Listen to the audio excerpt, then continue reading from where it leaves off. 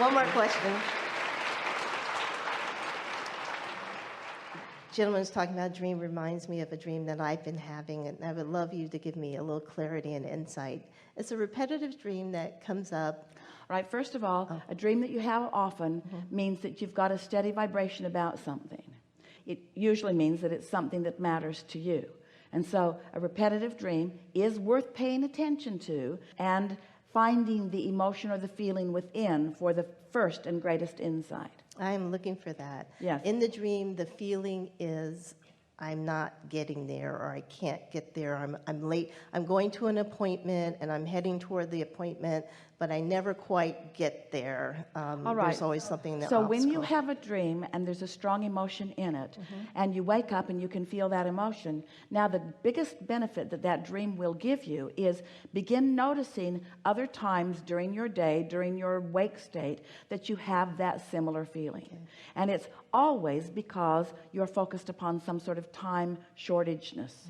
In other words, there's not enough time to facilitate all of the energy that I've got flowing. And what that always means is you're trying to do more with your action and not enough with your vibration. It means you're living more conditionally than you are unconditionally. Here's a good way to look at it. And some of you are going to argue with this because you're not going to at first believe that there's a way to do this, but we promise you there is. Do 20% less of what you've been doing.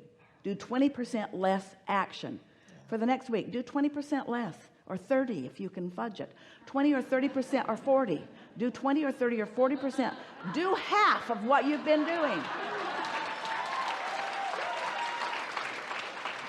Do half of what you've been doing, which means you're going to give up justifying your existence through your hard work and struggle, which means you're going to stop rationalizing your well-being through your sacrifice. So do about 50%, do about 40% of what you've been doing. Do far less of what you've been doing, and then do more of this unconditional stuff. Do more feeling, do more appreciating, do more basking, do more rampaging of positive aspects. Do more appreciating. Do more things that feel good to you. Do more putting your feet in the water. Do more lying in places that are soft and pleasant. Do more of the things that feel good to you. Do more things that are conducive to alignment. Think in terms of pleasing to you. Think in terms of things that connect you. But think conditional and unconditional. And so as you begin turning more of it over to this leverage of energy, you'll have more of that spontaneous timing that you were talking about earlier. In other words, someone could sit around for all day, a week, maybe a month, and not write anything anywhere near as funny as what you delivered, and didn't even do any preparation about it except get happy, you see. Yes, so when you get yourself in that high-flying, good-feeling place, and you practice it like you do, and you're there often, what begins to happen is this leverage of time begins to shift, because the energy that creates worlds is with you. And when you think about it, it's the things that hold you up that really slow you down. Those are the time eaters. Isn't it being bogged down in traffic that eats up a lot of your time? Well, why not have better timing in traffic? Why not get better inspiration? Why not tune into your true satellite guidance system, who knows where you are in relationship to where you want to be? We really want you to utilize the benefit that you have in a more productive way.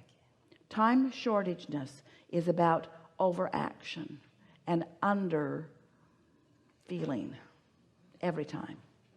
Awesome. I totally get it. Thank you.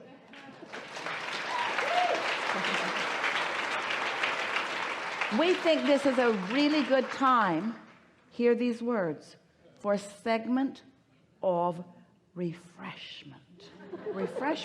Refreshment, not struggle, not getting stuff done, not looking over your notes, not running up to somebody to try to help them solve the problems of the world. Refreshment. This is a good time for a segment of refreshment. Thank you.